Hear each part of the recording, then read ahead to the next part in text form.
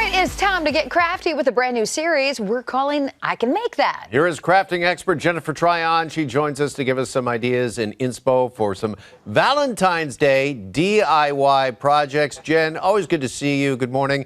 Tell us more about this series. I feel like there needs to be a hey. Hey, I can make that. And what do you got in store for us? It's like you can hear me walking through the store. Hey, I can make that. You know, when you're scrolling online or walking through, especially home decor stores, sometimes I'm just like, what? How much is that? I can make that. And you can too. It's usually not as difficult as you think. Okay, so our first project is an alternative to a Christmas wreath for our door. So how are we going to switch this up for Valentine's Day? Yeah, let's keep Valentine's Day in mind because it's sort of like starting February 1st until Valentine's Day. I feel like we've got license to decorate a little bit in the love motif. So if you're scrolling online like I've been here and looking at some of the things that you can, put on your front door for Valentine's Day, like Wayfair, $206. No way, I can make that. Let's do it. Instead, what I'm going to do is I'm going to take this here. This is my alternative to the Valentine's Day wreath. It looks like a little envelope, and I'm making it out of a paper bag. Let me show you what you need.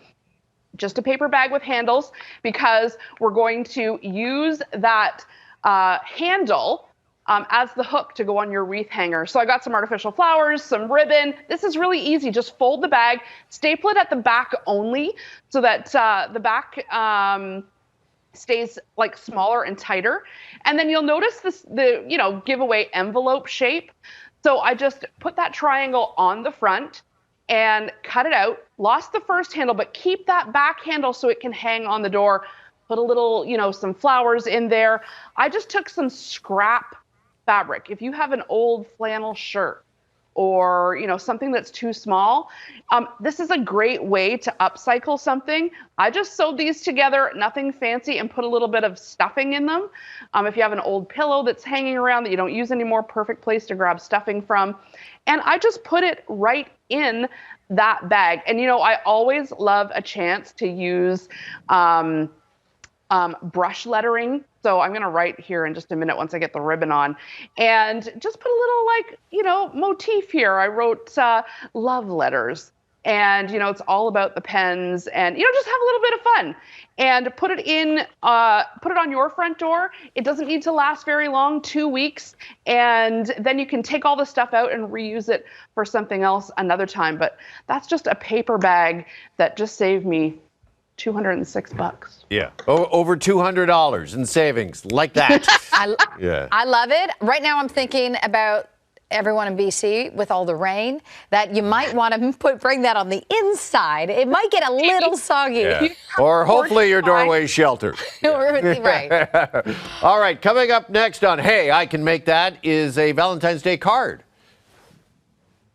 Okay, so if you're scrolling through looking for cards, what stands out always for me, look what I've been looking at, all of these beautiful watercolor cards. And it's like, not just I can make that, but where do you get that?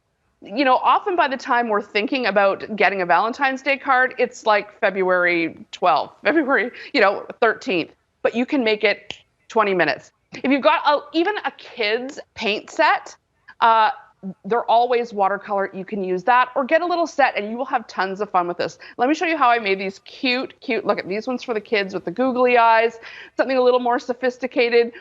Be My Valentine, add a few little embellishments. Okay, make sure you're using watercolor cardstock. And all it takes is, and you don't need fancy brushes, like just if your kids have brushes, you can do it. This technique is the water technique, where you put the water on the page first and then poof, add the paint. I just drew out a heart just in plain water and then just let the paint do the work. That's how you get that cool watercolor look. And then I just outlined it with black pen. That looks really like pro. Nothing to it. This same technique, just added some googly eyes for the kids. Very easy. Look, I mean, you can have fun with the ones for the kids with the googly eyes. Let them make them. Or, if it's for your love, like I always love doing a little bit of brush lettering.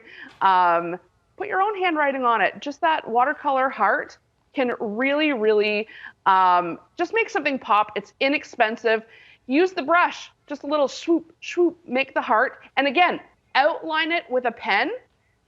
In fact, the imperfection of this, it kind of looks on purpose, right? I had some embellishments. That's not from a real Scrabble game. I actually had those crafty embellishments. My family killed me if I took it.